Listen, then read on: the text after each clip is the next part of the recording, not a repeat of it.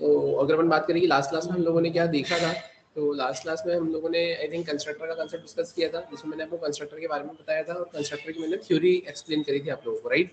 एक बार थोड़ा सा ब्रीफ में मैं आपको एक्सप्लेन कर देता हूँ कि कंस्ट्रक्टर मतलब बेसिकली होता क्या है ना, और कंस्ट्रक्टर के केस में हम लोग यहाँ पे कैसे क्या चीज़ों को इम्प्लीमेंट करेंगे, right.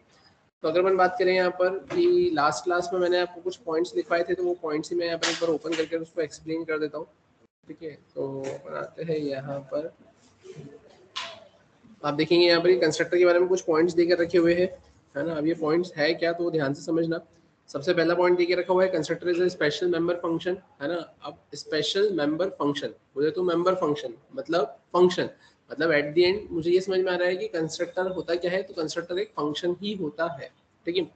Name of constructor is same as class name. अब कंस्ट्रक्टर को as a special member function क्यों कहा गया है, तो स्पेशल मेंबर फंक्शन इसलिए कहा गया है क्योंकि जो नेम होगा किसका, आपके कंस्ट्रक्टर का, वो क्या होगा, सेम होगा किसके, आपके क्लास के नाम से। जो आपकी क्लास का नाम होगा वही आपके कंस्ट्रक्टर का नाम होगा, इसलिए उस स्पेसिफिक फंक्शन को as a special member function कहा गया है, और उसका नाम क्या होता है, सेम होता है आपके क्लास के नाम के। Constructor does not return any value not even void, मतलब आपका जो कंस्ट्रक्टर है वो क्या है, at the end function, function है तो फंक्शन की ये फंक्शनलिटी होती है कि वो वैल्यू को रिटर्न करता है। लेकिन यहाँ पर आप क्या बोलेंगे कि कंस्ट्रक्टर कोई भी वैल्यू रिटर्न नहीं करता है, नॉट इवन वॉइड, मतलब यहाँ पर आप वॉइड टाइप भी मेंशन नहीं करोगे। Constructor will be called automatically whenever object of a class is created. Constructor क्या होगा, ऑटोमेटिकली कॉल हो जाएगा। कब ऑटोमेटिकली कॉल होगा, whenever object of a class is created, जब भी आपकी क्लास का ऑब्जेक्ट बनेगा वैसे ही ऑटोमेटिकली कंस्ट्रक्टर आपका कॉल हो जाएगा। जैसा कि याद हो मैंने आपको स्टार्टिंग में बताया था, with the help of new keyword और ऑपरेटर, है ना, you can simply create a object. अब किसका ऑब्जेक्ट, तो जिस भी क्लास का नाम लिखोगे उसका ऑब्जेक्ट, और फिर वो जैसे ही उस क्लास का नाम लिखोगे तो वहां पर उस ऑब्जेक्ट को आपको इनिशियलाइज करना पड़ेगा। तो या तो मैं आपको बताता था कि वहां पे आप पैरेंथेसिस लगा देते क्लास के नाम के आगे, तो यहाँ से कंस्ट्रक्टर कॉल हो रहा है, और वो कंस्ट्रक्टर यहाँ पे रिस्पॉन्सिबल होता है किसके लिए, आपके क्लास को कंस्ट्रक्ट करने के लिए। और वो क्लास को कैसे कंस्ट्रक्ट करता है, तो constructor is responsible for providing default initial values to the data members, है ना। डिफॉल्ट इनिशियल वैल्यू करता है, प्रोवाइड करता है किसको, आपके डेटा मेंबर्स को। क्लियर है यहाँ तक। फिर टाइप्स ऑफ कंस्ट्रक्टर की अगर अपन बात करें तो आप क्या बोलेंगे, default constructor, no argument constructor, है ना। डिफॉल्ट कंस्ट्रक्टर को नो आर्गुमेंट कंस्ट्रक्टर आप बोल सकते हो, जो कि ऑटोमेटिकली कॉल होता है ना। आप भी आपके प्रोग्राम में एक्सप्लिसिटली से बना सकते हो। पैरामीटराइज कंस्ट्रक्टर मतलब जिसमें आप पैरामीटर्स पास करोगे, और एट द एंड आता है आपके पास में कॉपी कंस्ट्रक्टर। कॉपी कंस्ट्रक्टर के केस में आप क्या बोलेंगे, default copy constructor is absent in Java. ऐसा आपको कहीं कहीं देखने को मिलेगा कि जावा के अंदर कॉपी कंस्ट्रक्टर नहीं होता है, कहीं देखने को मिलेगा जावा के अंदर कॉपी कंस्ट्रक्टर होता है। तो जहाँ होता है तो वो तो सिंपल सा ये कंसेप्ट बोलता है कि हम यहाँ पे कंस्ट्रक्टर का यूज करके एक ऑब्जेक्ट की वैल्यू को कॉपी कर सकते हैं।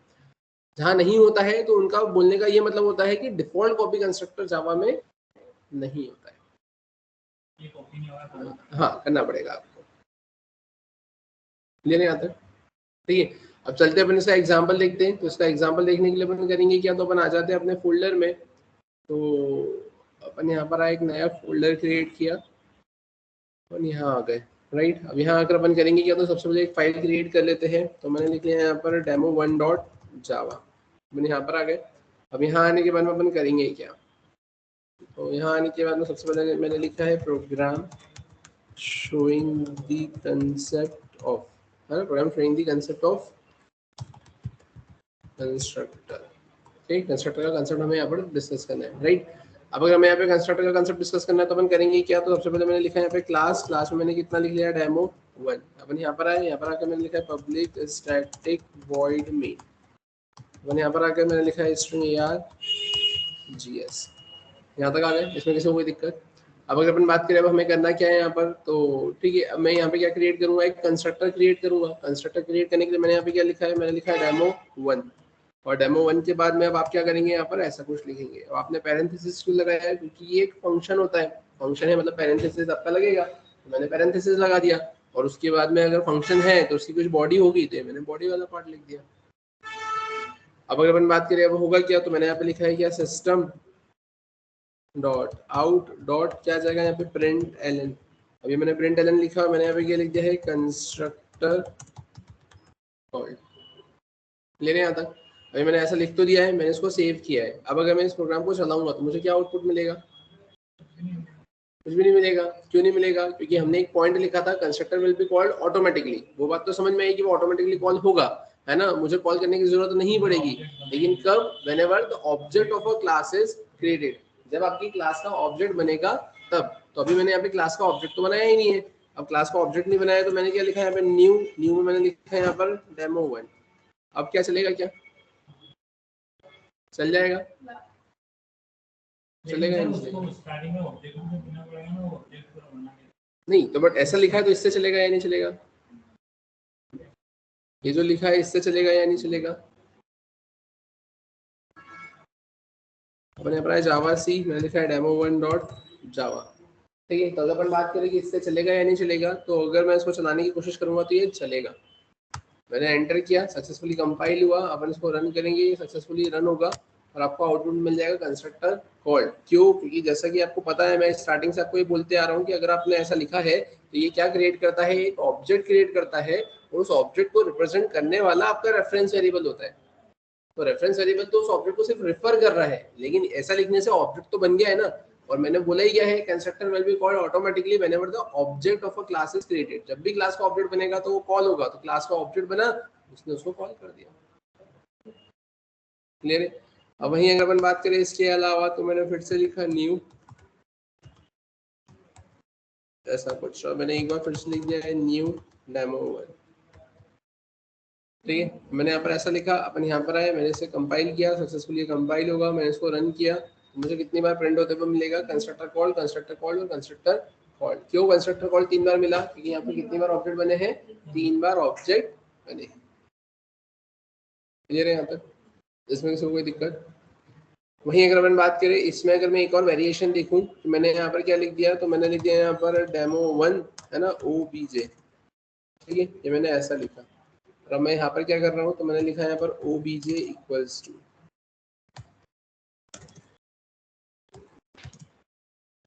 और मैंने यहाँ पे क्या लिखा है, OBJ इक्वल्स टू। तब इस केस में क्या होगा?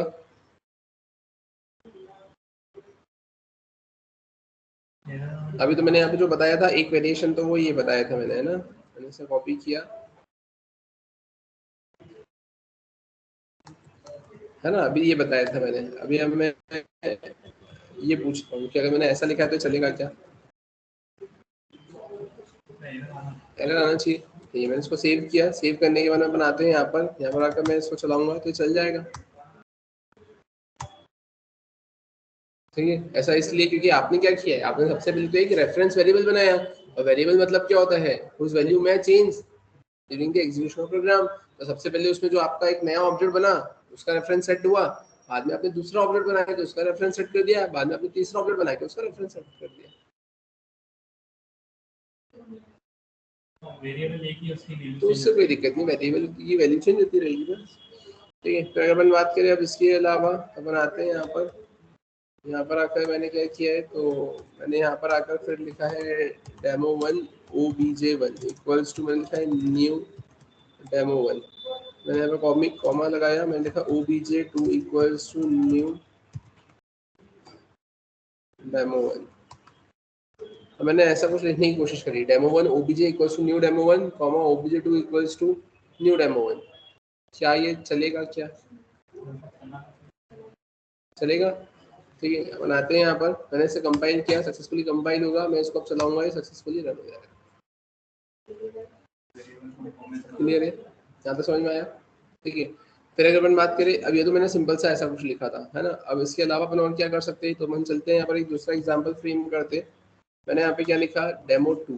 अपन आते हैं यहाँ पर, मैंने लिखा डेमो2, यहाँ पर मैं क्या करूँगा, डेमो2 मैंने लिखा है यहाँ पे कंस्ट्रक्टर कॉल, तो उसमें मैं यहाँ पे क्या लिख दूंगा, डिफॉल्ट कंस्ट्रक्टर कॉल। और यहाँ पर आया, अब यहाँ आकर मैंने क्या करा है, तो यहाँ पर आकर मैंने सिंपली क्या लिखा, मैंने सिंपली यहाँ पर आकर लिख दिया है डेमो। ठीक है, और मैंने यहाँ पे क्या कर दिया है, डेमो2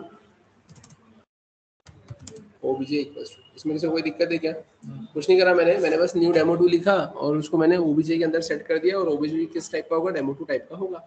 मैंने प्रिंट करवा दिया यहाँ पे डिफॉल्ट कंस्ट्रक्टर कॉल्ड। अब यहाँ पर आकर मैंने क्या करा है, तो मैंने सिंपली लिखा int roll number equals to 1 2 3, है ना। मैंने यहाँ पे लिख दिया है क्या, फ्लोट में मैंने लिख दिया यहाँ पे परसेंटेज में मैंने लिख दिया 45.54। मैंने लिख दिया यहाँ पे स्ट्रिंग में मैंने यहाँ पे लिख दिया क्या, नेम में आपने क्या लिख दिया यहाँ पे, एंड्रयू एंडरसन। क्लियर है यहाँ तक? ठीक है, अब अगर अपन बात करें अब करना क्या है, तो आपको उसको प्रिंट करवाना है। अब प्रिंट करवाना है तो प्रिंट करवाने के लिए आप करेंगे क्या, तो आपने इससे कॉपी किया, आप यहाँ पर आए, उसको पेस्ट किया। ठीक है, फिर आप करेंगे क्या, यहाँ पर आकर आपने क्या लिखा है, तो आपने लिखा है रोल नंबर। ठीक है, अपन यहाँ पे ये लिखेंगे प्लस, और प्लस में मैंने कितना लिख दिया यहाँ पर, आर है ना, तो मैंने ऐसा लिख दिया। फिर रोल नंबर के बाद मैं क्या लिखूंगा, परसेंटेज, ठीक, प्लस पी आर। मैंने यहाँ पे कितना लिख दिया है, नेम प्लस नेम। क्लियर है, ऐसा लिख के रखा हुआ है। अब मैंने बोला, मैंने इसे सेव किया, अब क्या आउटपुट मिलेगा,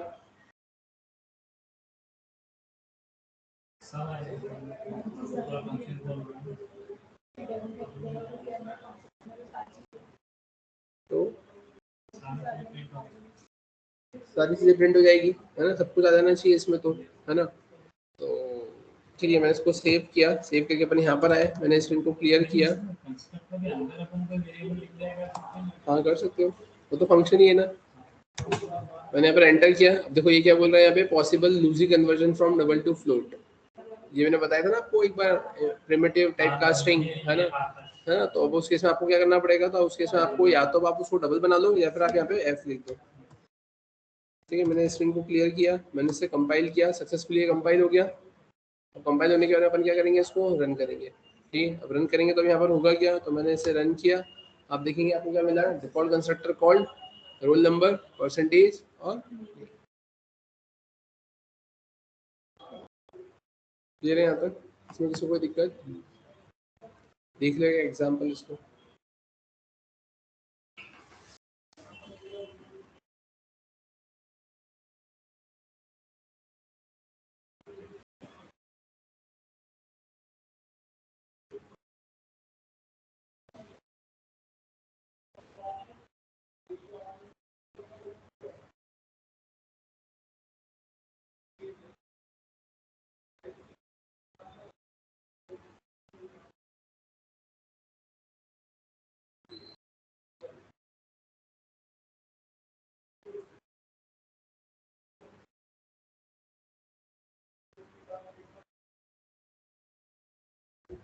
यहाँ तक क्लियर है क्या? ठीक है, अब ध्यान से देखना, मैं इसमें थोड़ा सा वेरिएशन करता हूँ। मैंने यहाँ पे क्या किया, 2 मैंने इसको करा 3, अपन अभी यहाँ पर आए,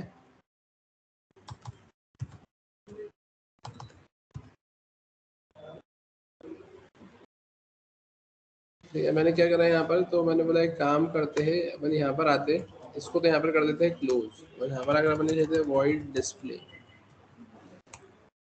कुछ नहीं करा मैंने, अलग अलग कर दिया, है ना। ऊपर वाले को मैंने कर दिया कि वो कंस्ट्रक्टर के अंदर मैंने डेटा रख दिया, डिफॉल्ट कंस्ट्रक्टर कॉल प्रिंट करवा दिया, और फिर मैंने यहाँ पे डिस्प्ले नाम की मेथड को कॉल करवा दिया। अभी तो आपको भी पता है कि अगर कोई नॉर्मल मेथड है तो उसको क्लास के ऑब्जेक्ट से कॉल करना पड़ता है, और कंस्ट्रक्टर है तो वो ऑटोमेटिकली कॉल हो जाता है। तब यहाँ पे कंस्ट्रक्टर तो ऑटोमेटिकली कॉल हो जाएगा, अब मैं नॉर्मल मेथड को कॉल कर देता हूँ। नॉर्मल मेथड को कॉल कर लेता हूँ, तो नॉर्मल मेथड को कॉल करने के लिए आपको क्या लिखना पड़ेगा, ओबीजे डॉट, और ओबीजे डॉट के बाद आप क्या लिखेंगे यहाँ पर, डिस्प्ले। क्लियर है क्या यहाँ तक, इसमें कोई दिक्कत? ठीक है, तो अब अगर अपन बात करें ऐसा, तो मुझे आउटपुट क्या मिलेगा, जो पुराना था वो सारा मिल जाएगा, पुराना आउटपुट मिल जाएगा।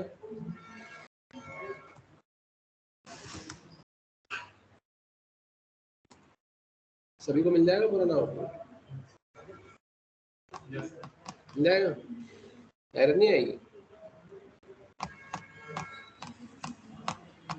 मेरे को तो एरर आएगी। Constructor is a special member function, बोले तो फंक्शन के अंदर किसी वेरिएबल को अगर आप डिक्लेयर करोगे तो उसका स्कोप तो सिर्फ वहीं तक रहता है ना, उसके बाहर इसका स्कोप कहाँ रहता है। तो आपने जो रोल नंबर, परसेंटेज, नेम लिखा हुआ है, तो वो आपने कंस्ट्रक्टर के अंदर लिखा हुआ है, तो उन वेरिएबल का स्कोप तो उस फंक्शन के अंदर है, उसके बाहर तो उसका स्कोप है ही नहीं। तो फिर उसके इसमें डिस्प्ले पे रोल नंबर, परसेंटेज, नेम तो मिलेगा ही नहीं, है ना। तो फिर अब उस केस में मुझे क्या करना रहेगा, तो उस केस में अपन एक काम करते हैं, अपन आते हैं यहाँ पर, और यहाँ आकर अपन क्या मेंशन कर देंगे, इंट रोल नंबर, यहाँ पे क्या मेंशन कर देंगे अपन, फ्लोट, परसेंटेज, उसके बाद अपन क्या मेंशन कर देंगे, स्ट्रिंग, और इसकी वैल्यू अगर इसके अंदर देंगे फंक्शन की तो वो यहाँ भी आएगी। कैसा? ये रोल नंबर इसकी वैल्यू बनने में कंस्ट्रक्टर के अंदर दी सारी। हाँ तो ये वाली वैल्यू डिस्प्ले के लिए भी काम करेगी। हाँ करेगी ना, वही बता रहा हूँ। ये यहाँ तक तो समझ में आया। अब बताओ इसका क्या आउटपुट मिलेगा? सारा आउटपुट मिल जाएगा। एरर आना चाहिए और बाकियों के हिसाब से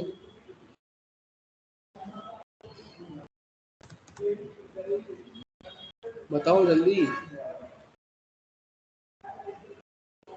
कंपाइल तो हो जाएगा, अब चलेगा क्या? चल भी जाएगा लेकिन आउटपुट में आपको जो चाहिए वो नहीं मिलेगा, डिफॉल्ट वैल्यूज देगा 0, 0.0 और नल। अब ऐसा क्यों? ऐसा इसलिए क्योंकि आपने यहाँ पर ये डिक्लेयर तो कर दिए लेकिन आपने उसमें इनिशियलाइज कहाँ किया? आप बोलोगे सर नीचे किया तो है। अब नीचे किया तो है लेकिन अब आप खुद देखो कि अगर आपने इंट लिखा है तो मेमोरी में 4 बाइट की मेमोरी एलोकेट होगी और यहाँ पर आपने वापस से अगर इंट लिख दिया है तो फिर से एक 4 बाइट की मेमोरी एलोकेट हो जाएगी। तो इसका मतलब वो ऊपर वाला रोल नंबर और ये वाला रोल नंबर तो दोनों अलग अलग हो गए ना। एक ही नाम से 2 वेरिएबल बना सकते? डिपेंड करेगा उसका स्कोप क्या है। तो आपने ऊपर क्लास के रिस्पेक्ट में बनाया, मतलब क्लास के अंदर जो इंस्टेंस वेरिएबल लिखी है तो वो ऑब्जेक्ट के रिस्पेक्ट में बना, और बना तो खैर ये अंदर वाला भी ऑब्जेक्ट के रिस्पेक्ट में ही है लेकिन उसका स्कोप अलग अलग हो गया ना। फंक्शन के अंदर अगर अपन सेम नेम की मल्टीपल वेरिएबल्स, मतलब सेम नेम की वेरिएबल्स बार बार भी बनाएंगे अलग अलग फंक्शन में, है ना, तो भी चलता है ना। जैसे अपन फॉर लूप में करते ही है ना, फॉर में मैं इंट आई लिखता हूँ, एक बार फॉर में फिर से इंट आई लिख दिया तो वो मिसमैच थोड़ी करता है, वो रेस्ट्रिक्ट थोड़ी करता है। ठीक है, तो फिर मेरे को क्या करना पड़ेगा? तो मेरे को यहाँ से ये इंट हटाना पड़ेगा। ठीक है, अब यहाँ पर आ गए रोल नंबर, परसेंटेज और नेम। तो अब इससे ये होगा कि अब यहाँ पे लिखा हुआ रोल नंबर ऊपर वाला रोल नंबर कंसिडर होगा, यहाँ पे लिखा हुआ परसेंटेज ऊपर वाला परसेंटेज कंसिडर होगा, और यहाँ पे लिखा हुआ नेम ऊपर वाला नेम यहाँ पर कंसिडर। क्लियर है क्या यहाँ तक? तो मैं यहाँ पे क्या करूँगा, तो मैंने इसे यहाँ पर सेव किया। सेव करने के बाद में अपन इसको यहाँ पर आते हैं, चलाकर देखते हैं। मैंने इसे कंपाइल किया, सक्सेसफुली कंपाइल हुआ। मैंने इसको रन करते, सक्सेसफुली रन होगा और आपको default constructor call role number percentage और नेम प्रिंट होकर देखने को मिल जाए।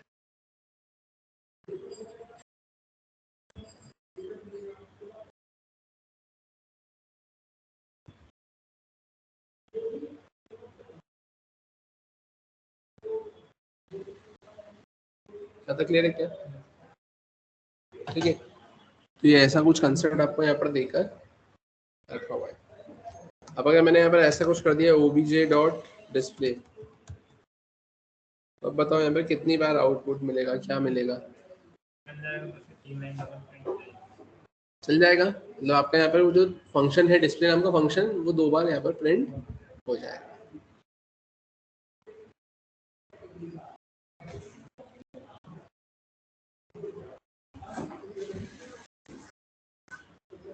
क्लियर है क्या यहाँ तक? ठीक है, अब फिर अगर अपन बात करें अब इसके अलावा अपन इसमें और क्या कर सकते हैं, तो ये तो चलो ठीक है, अपन ने सिंपल सा कंसेप्ट देखा है ना, जिसमें अपन ने यहाँ पर करा क्या है, तो जिसमें मैंने यहाँ पर बस डेमो 3 को कॉल किया और ऐसी फंक्शनलिटी को इम्प्लीमेंट किया है।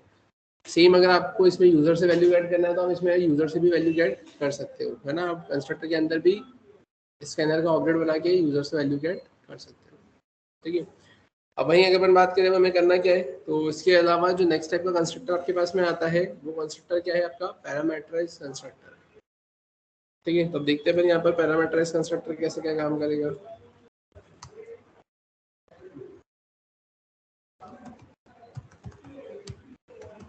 ये program train the concept of parameterize constructor. इसके पहले वाला जो था वो क्या था आपका? Default constructor. अपन यहाँ पर आए, यहाँ पर आकर मैंने क्या कर दिया, कंट्रोल एच में इधर डिफॉल्ट 3 दे दिया पर।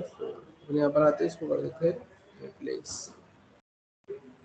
तो अपन अब यहाँ पर आए। अब यहाँ अगर मेरे को करना क्या है, तो मैंने बोला मुझे यहाँ पे यूजर से वैल्यू गेट करने की रिक्वायरमेंट है, तो मैं क्या करूँगा, मैंने लिखा इम्पोर्ट java.util.scanner।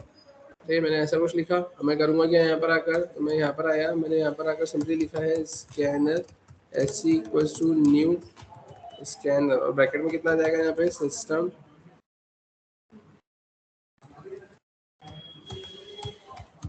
Dot N.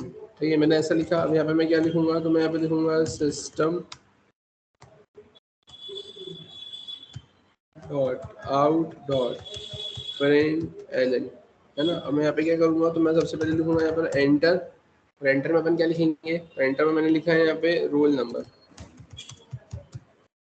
मैंने बोला सबसे पहले एक काम करते हैं, एंटर में अपन लिखते हैं एंटर में नेम। सही है, मैं यहाँ पर आया, मैंने क्या लिखा, एंटर में नेम। अब एंटर नेम मैंने लिखा। अब एंटर नेम लिखने के बाद अपन क्या करेंगे, तो अपन यहाँ पे लिखेंगे स्ट्रिंग।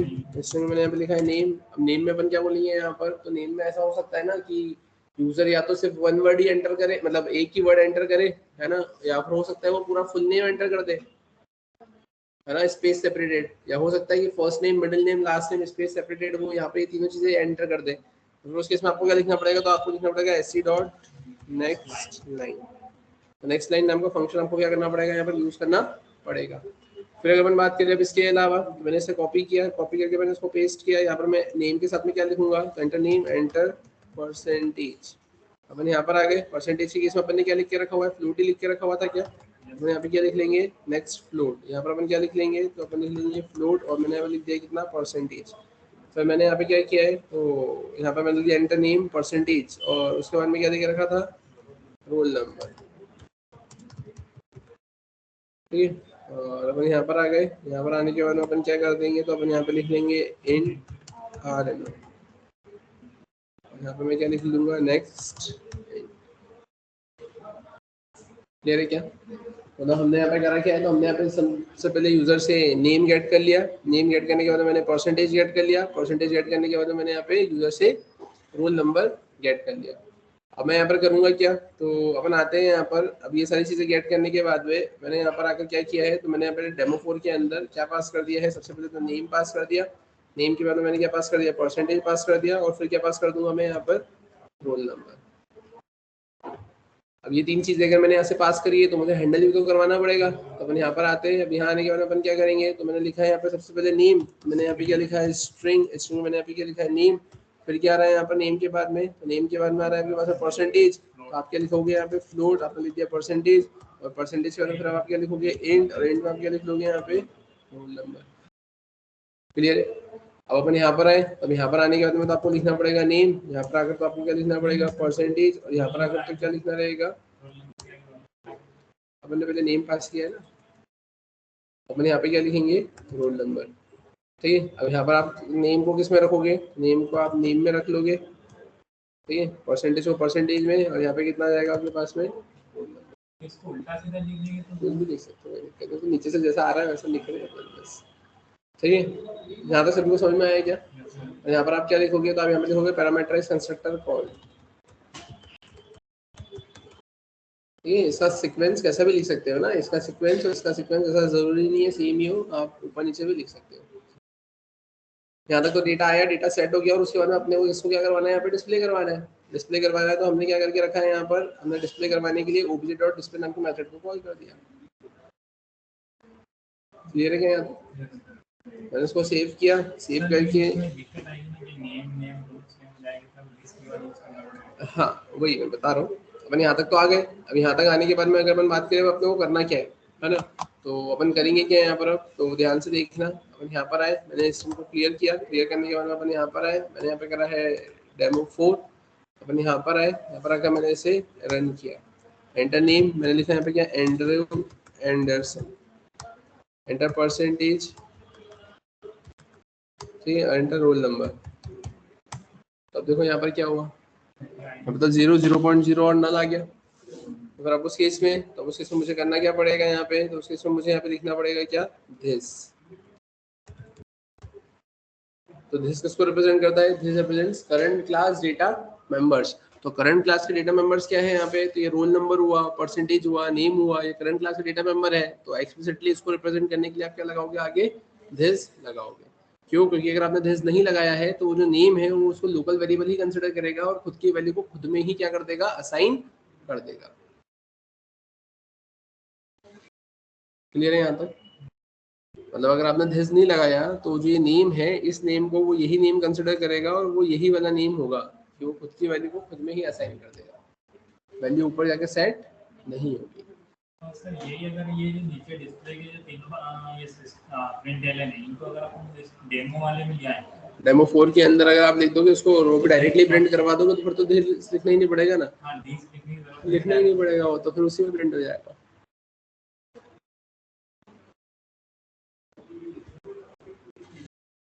क्लियर है क्या यहाँ तक? अब लेकिन अगर अपन बात करें अब करना क्या है अपने को यहाँ पे, ठीक है, तो अब ध्यान से देखना। ये तो चलो ठीक है, मैंने नेम लिखा है यहाँ पर, है ना। अब मैं यहाँ पर आया, मैंने बोला कि पहले तो रोल नंबर अपन लेते हैं, वो ज़्यादा बेटर रहेगा। तो मैंने इसको यहाँ से कट किया, मैंने यहाँ पर इसको पेस्ट किया। मैंने बोला पहले मैं रोल नंबर लूँगा, फिर नेम लूँगा और फिर परसेंटेज में लूँगा। मैंने इसको सेव किया। सेव करने के बाद में अब होगा क्या, तो सेव करने के बाद में अपन वापस से आते हैं यहाँ पर। मैंने स्क्रीन को क्लियर किया। क्लियर करने के बाद में मैंने इसे कंपाइल किया। कंपाइल करने के बाद में अपन करेंगे क्या यहाँ पर, तो आप देखिए यहाँ पर आपने इसको रन किया, आपने रोल नंबर में लिखा 101, आपने करा एंटर। देखो ये क्या हो गया, और उसने नेम को तो स्किप ही कर दिया।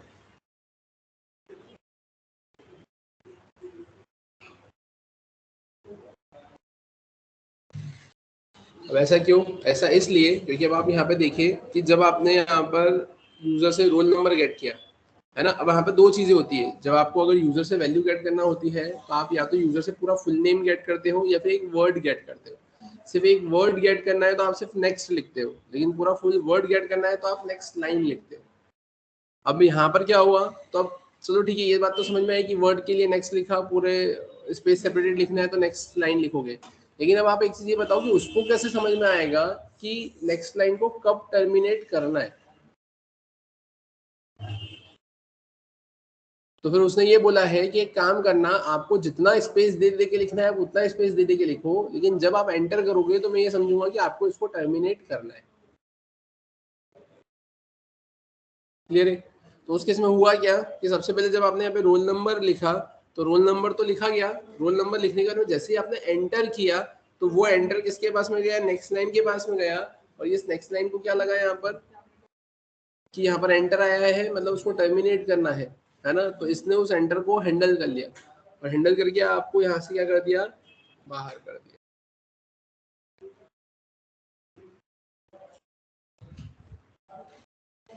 ठीक है, बट मैं ऐसा चाहता हूँ कि यहाँ पे वो एंटर पे टर्मिनेट ना हो, तो फिर उस केस में आपको एक काम ये करना पड़ेगा कि आपको एक बार नेक्स्ट लाइन फिर से लिखना पड़ेगा। तो इससे क्या होगा कि जैसे ही आपने नेक्स्ट इंट रोल नंबर लिखा, रोल नंबर लिख के जैसे ही आप एंटर करेंगे तो वो एंटर किस में चले जाएगा, उस एससी डॉट नेक्स्ट लाइन में चला जाएगा। ठीक है, और ये टर्मिनेट होके नेक्स्ट वाले को अलाउ कर देगा कि अब आप उस पर वैल्यू लिखो। तो आप देखो यहाँ पर अपन ने इसको सेव किया, अपन यहाँ पर आए, मैंने इसको टर्मिनेट किया, स्क्रीन को क्लियर किया। ठीक है, अपन यहाँ पर आए, मैंने यहाँ पर इसको एंटर किया। एंटर करने के बाद में अपन क्या करेंगे यहाँ पर, तो मैंने लिखा जावा 4, एंटर रोल नंबर, तो मैंने एंटर किया। वो मुझसे पूछ रहा है क्या नाम, मैंने लिख दिया एंड्रयू एंडरसन। परसेंटेज देखो ये ऐसा, ये सिर्फ नेक्स्ट लाइन में होता, बाकी दूसरे में इंटर आ भी जाए मतलब हाँ नेक्स्ट लाइन तो स्ट्रिंग के लिए ही चलता है ना। आप इसमें मतलब इंटीजर भी लिख सकते हो। जैसे नेक्स्ट लाइन के बाद जो एंटर आपने दबाया तो वो नेक्स्ट डॉट के पास गया, तो वाला एंटर नहीं, आपने जैसे ही एंटर किया तो वो नेक्स्ट लाइन के पास में चले गया और उसने अपने आप को टर्मिनेट कर दिया और आपको फ्री कर दिया। लेकिन सर तो एक और नेक्स्ट लाइन है तो उधर के लिए टर्मिनेट नहीं, वहाँ पे वो टर्मिनेट क्यों होगा, नेक्स्ट लाइन तो खुद लेकर टर्मिनेट होता है ना। देखो आपने पहले नेक्स्ट इंट लिखा, लिखकर आपने एंटर किया, एंटर किया तो वो इंटीजर तो कैरेक्टर लेगा नहीं, तो वो एंटर किसने ले लिया, तो वो एंटर लिया इस नेक्स्ट लाइन ने। नेक्स्ट लाइन ने लेकर उसको टर्मिनेट कर दिया और अलाउ कर दिया आगे वाले को कि वो अपना काम कर ले। तो फिर वो नेम तो मेरा चले ही गया था। तो फिर मैंने क्या करा, नेक्स्ट लाइन अगला वाला जो सेकंड वाला नीचे वाला, हाँ इसमें भी तो इंटर दबाया आपने, इसमें तो फ्लोट के पास गया तो फ्लोट तुमने कुछ नहीं करा। हाँ तो फ्लोट क्यों लेगा, फ्लोट तो आपका फ्लोट वैल्यू लेगा ना, वो तो नंबर लेगा ना, वो कैरेक्टर कहाँ गेट करता है। नेक्स्ट लाइन कैरेक्टर गेट कर सकता है, लेकिन next int, next float, next Boolean ये कैरेक्टर कहाँ गेट करती है, तो गेट नहीं करता। लाइन के बाद अगर एक और सिर्फ नेक्स्ट लिखा होता तो वो भी टर्मिनेट हो जाता, ठीक है, तो कैरेक्टर ले लेता। कौन सा नेक्स्ट लाइन के बाद में, नेक्स्ट लाइन के बाद एक और अपना वेरिएबल होता है स्ट्रिंग नाम से, उसमें सिर्फ नेक्स्ट लिखा है तो वो टर्मिनेट नहीं, अब नेक्स्ट लाइन के बाद में अगर नेक्स्ट लिखा हुआ होता तो वो टर्मिनेट नहीं होता ना, क्योंकि वो जो आप एंटर करोगे वो एंटर तो ये नेक्स्ट लाइन ही गेट कर लेगा ना। तुमने नेक्स्ट लाइन लिखा, तुमने नाम लिखा, नाम लिख के तुम एंटर करोगे तो वो एंटर तो ये खुद ही टर्मिनेट कर लेगा ना, क्योंकि ये खुद एंटर से तो टर्मिनेट होगा। तो इसने समझ लिया कि हाँ ये एंटर हुआ है मतलब टर्मिनेट होना है, तो वो टर्मिनेट कर देगा। तो दूसरा जो बाद में लिखा हुआ नेक्स्ट है तो वो तो आपके लिए अवेलेबल रहेगा ही सही ना, वैल्यू गेट करना। इसमें एक ही बार टर्मिनेट होगा नेक्स्ट लाइन पे। हाँ एक ही एंटर है ऐसा। यहाँ तक क्लियर है क्या सभी को? यहाँ तक समझ में आया सभी को? ठीक है, एक बार देख लो, इसमें किसी को कोई डाउट है, किसी को कुछ पूछना है तो पूछ सकता है।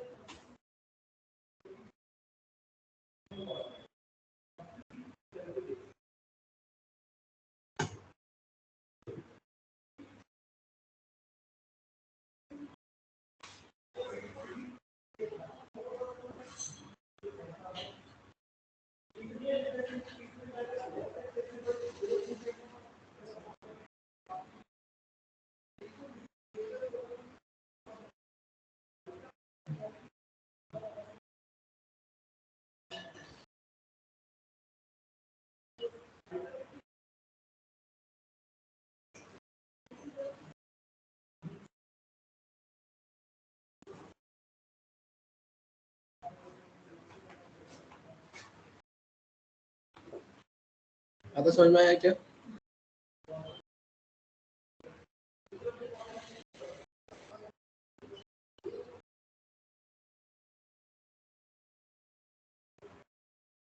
क्लियर है यहाँ तक?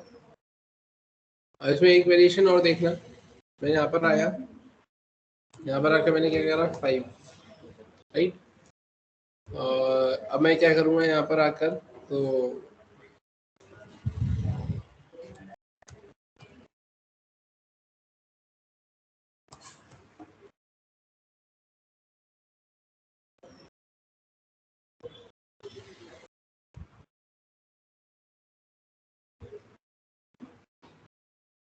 ठीक है, अब देखना है ध्यान से। मैंने क्या करा यहाँ पर, मैंने यहाँ से यूजर से रोल नंबर गेट कर लिया, रोल नंबर के बाद मैंने नेम गेट कर लिया, लेकिन नेम गेट करने के बाद मैं परसेंटेज गेट नहीं कर रहा हूँ। ठीक है, परसेंटेज गेट नहीं कर रहा हूँ तो यहाँ की अगर अपन बात करें तो यहाँ से परसेंटेज भी तो हटाना ही पड़ेगा। अपन ऊपर जाएंगे, कंट्रोल यहाँ लेकर यहाँ आएंगे, यहाँ से परसेंटेज मेरे को हटाना रहेगा, तो ये मैंने परसेंटेज यहाँ से हटा दिया। परसेंटेज यहाँ से भी हटाना रहेगा तो मैंने यहाँ से भी परसेंटेज हटा दिया। अब यहाँ पर आए, लेकिन यहाँ पर मैंने प्रिंट करवाते रहने दिया, है ना। यहाँ पर अपन रख लेंगे, इसको प्रिंट करवा कर देखेंगे तो बताओ क्या आउटपुट मिलेगा? 0.0 मिलेगा। ठीक है, इसको सेव किया, अपन आते हैं यहाँ पर, मैंने स्क्रीन को क्लियर किया। यहाँ पर आने के बाद मैंने क्या किया, मैंने करा इसको 5। अब यहाँ पर आएंगे, आप रन करेंगे, अब देखेंगे आपको कितना मिलेगा। रोल नंबर आपने लिखा, नेम लिखा एंड्रयू, आपको कितना मिलेगा? परसेंटेज में 0.0।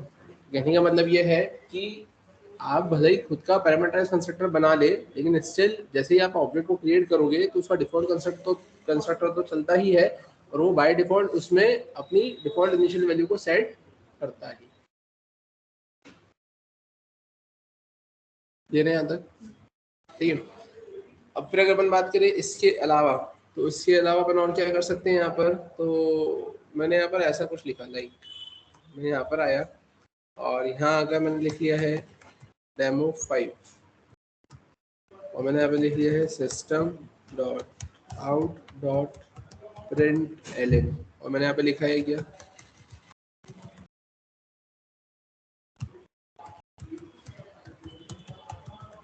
Default constructor called. मैंने ऐसा कुछ लिखा, क्या आउटपुट मिलेगा?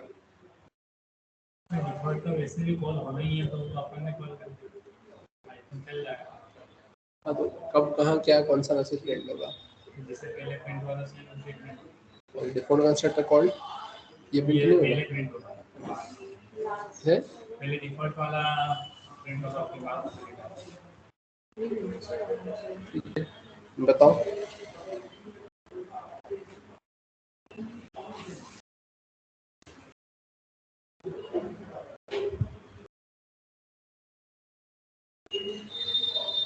बताओ कहाँ पे प्रिंट होगा?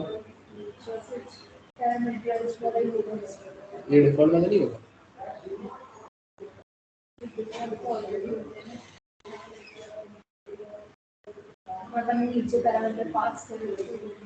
तो तुमसे पूछ रहा हूँ ना कि कहाँ पे क्या होगा, आएगा कि नहीं आएगा, नहीं आएगा तो ठीक, आएगा तो कहाँ आएगा।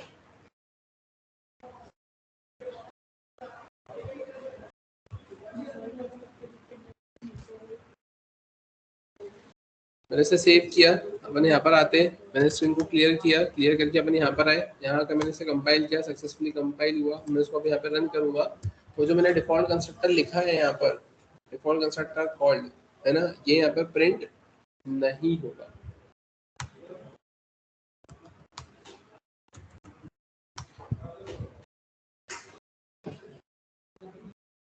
अब क्यों प्रिंट नहीं हुआ? इसलिए प्रिंट नहीं हुआ क्योंकि अब आप खुद देखिए कि कंस्ट्रक्टर क्या होता है, फंक्शन होता है। अब फंक्शन होता है ना, अब फंक्शन होता है या चलो ठीक है, एक और चीज देखना, ये यहाँ तक तो सभी को समझ में आया है ना। अब मैंने इसको क्या कर दिया, यहाँ पर कमेंट कर दिया। अपन यहाँ पर आए, अब यहाँ पर तो मैं एक ऑब्जेक्ट बना ही रहा हूँ, मैंने बोला एक काम करते हैं अपन एक और ऑब्जेक्ट बना लेते हैं। मैंने demo5 obj1 लिखा और मैंने यहाँ पे लिखा न्यू, और मैं यहाँ पे क्या लिखूंगा, demo1 सॉरी demo5। मैंने यहाँ पर ये ऐसा कुछ लिख दिया है ना, demo5 obj1 equals to new demo5, मैंने ऐसा लिख दिया है ना। और बस मैंने यहाँ पर ऐसा लिखा हुआ ही है अभी है ना, और कुछ करा नहीं है मैंने उसको सेव किया। तो अब बताओ अब क्या होगा, ऊपर मैंने कमेंट कर दिया।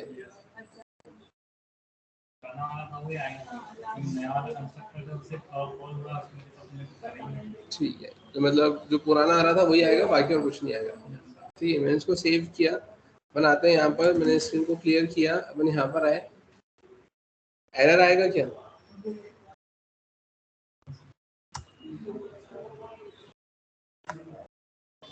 Constructor demo5 in class demo5 cannot be applied to the given type ऐसा।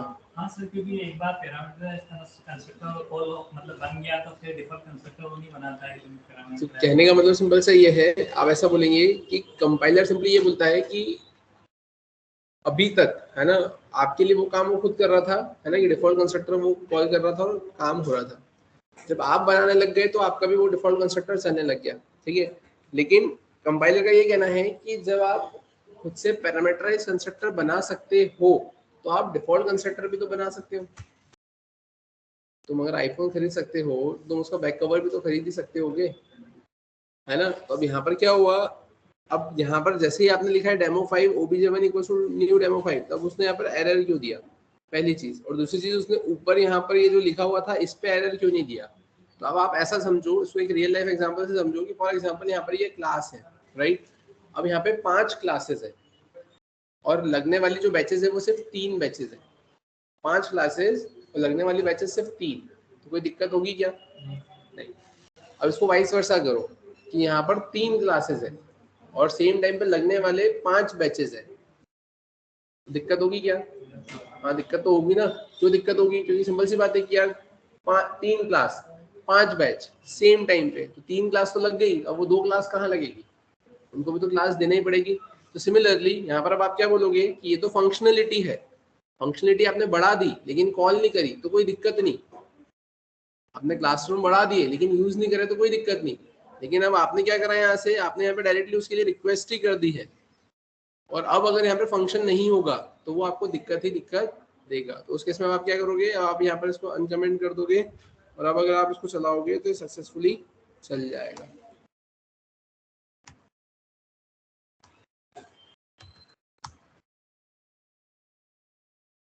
ठीक है, वो लिखा हुआ भी आ गया डिफॉल्ट कंस्ट्रक्टर।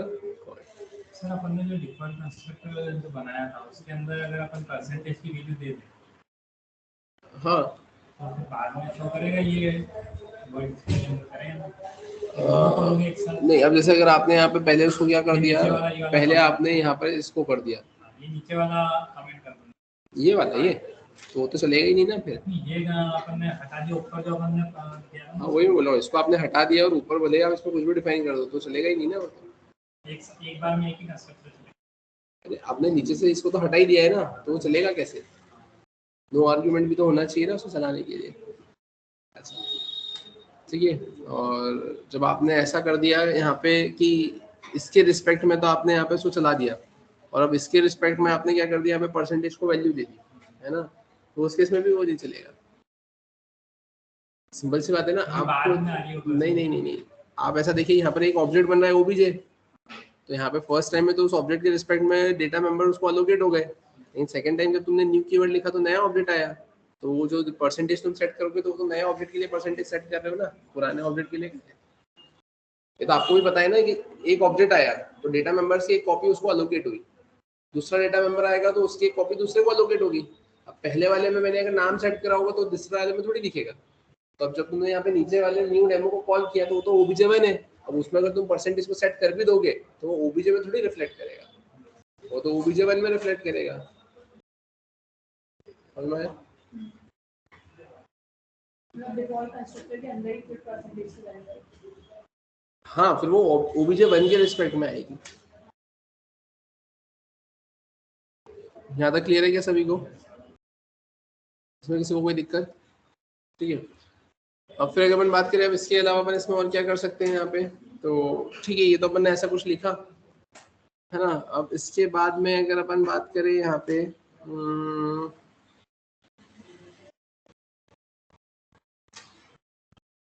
ठीक है, तो इसमें और क्या कर सकते हैं,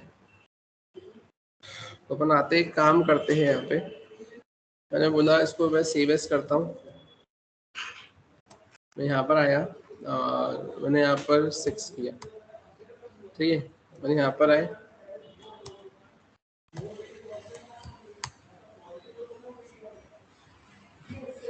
अगर मैं ऐसा कुछ कर दूं कि मैंने यहाँ से इसको तो कर दिया कमेंट, ठीक है, और अपन आ जाते हैं यहाँ पर, और यहाँ आकर मैंने क्या लिख दिया है, मैंने लिख दिया यहाँ पर दिस। अब मैंने इसको सेव किया और सेव करके अपन इसको रन करते हैं।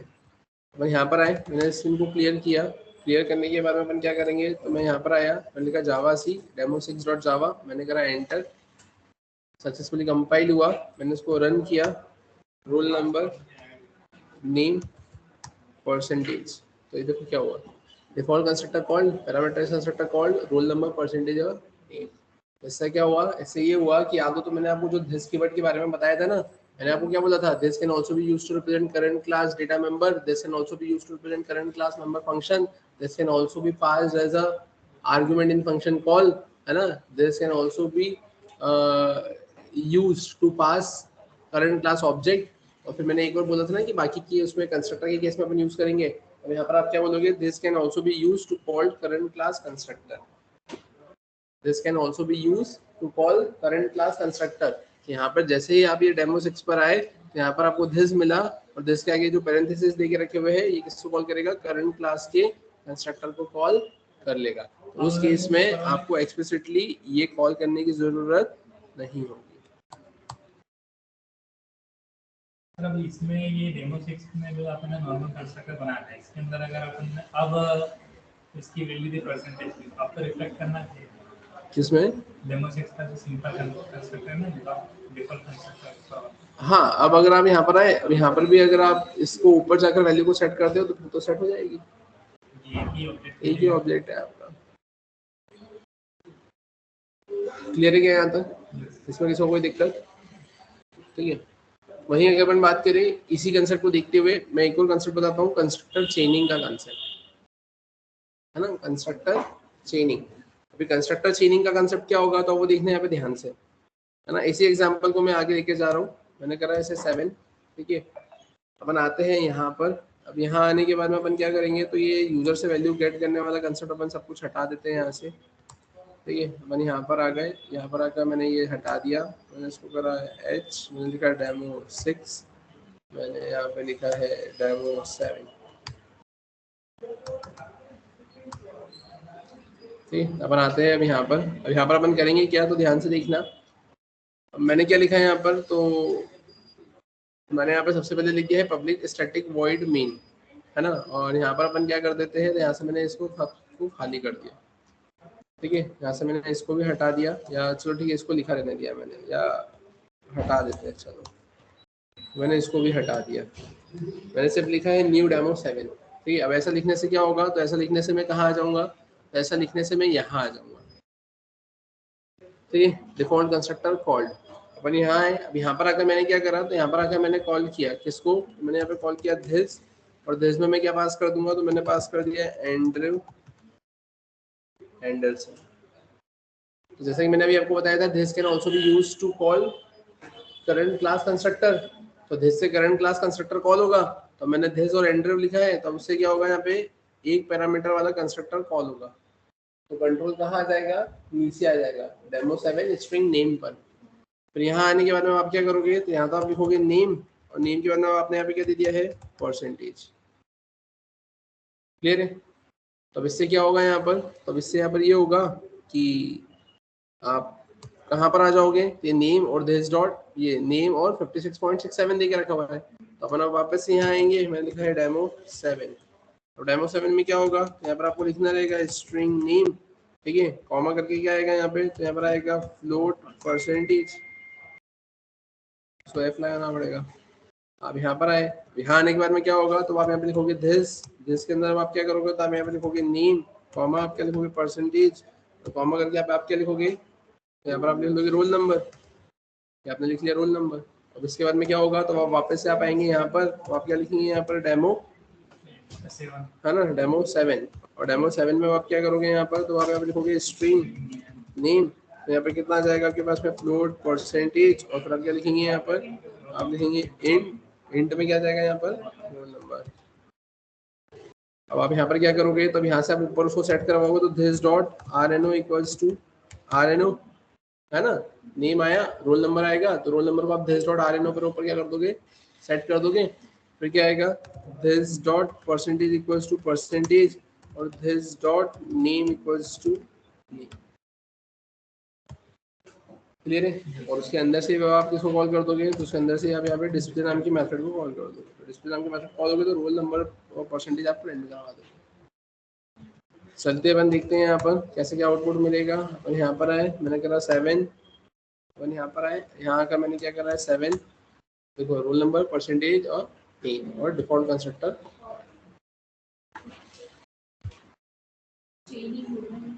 ये है कंस्ट्रक्टर चेनिंग।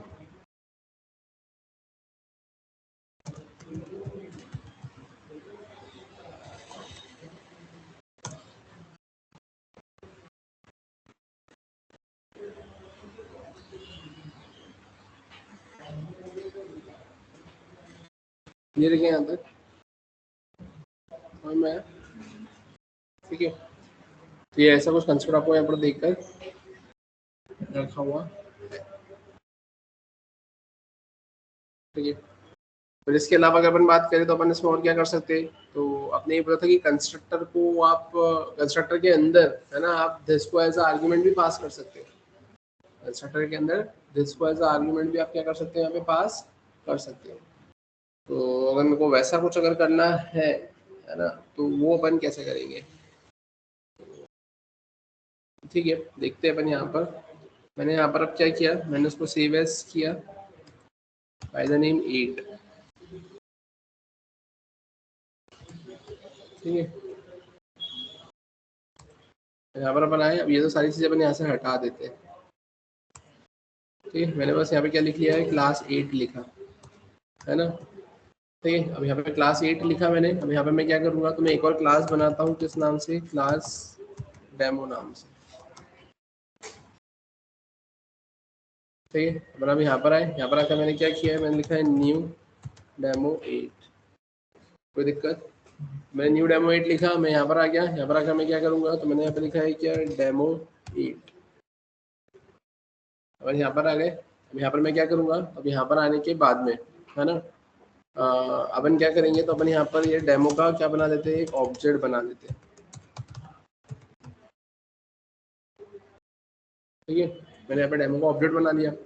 अब डेमो का ऑब्जेक्ट बना लिया, तो अपन यहाँ पर क्या करेंगे, मैंने यहाँ पे लिखा है डेमो, और डेमो की इसमें अपन क्या लिख लेते हैं, यहाँ पे system dot out dot println, और मैंने यहाँ पे क्या लिख दिया है, डिफॉल्ट कंस्ट्रक्टर फॉल्ट, ठीक है। अब देखते हैं जो अपन ने लिखा है सही भी है या नहीं, है ना। तो अपन आते हैं यहाँ पर, यहाँ पर आकर मैंने क्या किया है, डेमो 8 सक्सेसफुली कंपाइल किया। अभी कंपाइल तो हो गया और डिफॉल्ट कंस्ट्रक्टर कॉल लिखा हुआ आ गया। अब यहाँ पर क्या करना है आपको, तो अपन यहाँ पर आए। अब यहाँ पे जैसे ही ऑब्जेक्ट से अपन यहाँ पर आए तो मैंने यहाँ पे किसको पास कर दिया, दिस को। यहाँ दिस को पास किया तो यहाँ पर अब आपने क्या लिखा, अब यहाँ पर आप क्या लिखोगे, तो वो दिस किसका था, वो दिस था आपके डेमो 8 का ऑब्जेक्ट। तो आप यहाँ पर आओगे और यहाँ आकर अब आप क्या कर दोगे, अब यहाँ पे प्लस करके क्या मेंशन कर दोगे, वो बीजे। तो आप देखो यहाँ पर कैसे क्या आउटपुट मिलेगा। आपने कंपाइल किया, सक्सेसफुली कंपाइल हुआ, आपने रन किया तो देखो आपको क्या मिला, डेमो 8। मतलब वो डेमो के अंदर डेमो 8 का ऑब्जेक्ट आपने प्रिंट करवाया। हर बार वैल्यू एक ही आती है तो 9 और पिछली बार भी आपने करा था उससे डिफॉल्ट वो डिपेंड करता है वो मेमोरी लोकेशन के ऊपर। क्लियर है क्या यहाँ तक? इसमें किसी को कोई दिक्कत है क्या, समझ में आया? ठीक है, तो ये कंसेप्ट दूसरी क्लास में से अपन दूसरी क्लास के कंस्ट्रक्टर को कॉल कर सकते हैं। मतलब डेमो 8 के अंदर से अपन ने कॉल किया डायरेक्ट डेमो। हाँ, यहाँ पर आपने इस क्लास का ऑब्जेक्ट बनाया ना, यहाँ पर वैसे तो अपन कर ही सकते हैं, दूसरे क्लास का ऑब्जेक्ट बनाते ही ना। जैसे अब आप स्कैनर का ही देख लो, स्कैनर नाम की क्लास तो अलग ही है ना। आप क्या करते हो, आप अपनी क्लास बना के उस स्कैनर नाम की क्लास का ऑब्जेक्ट बना के काम करते हो ना। ऊपर नीचे लिखने से कुछ नहीं होता, मतलब ये पूरी की पूरी क्लास उठा के नीचे लिखना है ना, उससे कुछ नहीं। यहाँ तक क्लियर है सभी को, यहाँ तक समझ में आया? ठीक है, चलाकर देखना तो आप देख लो, उससे कोई फर्क नहीं पड़ता है।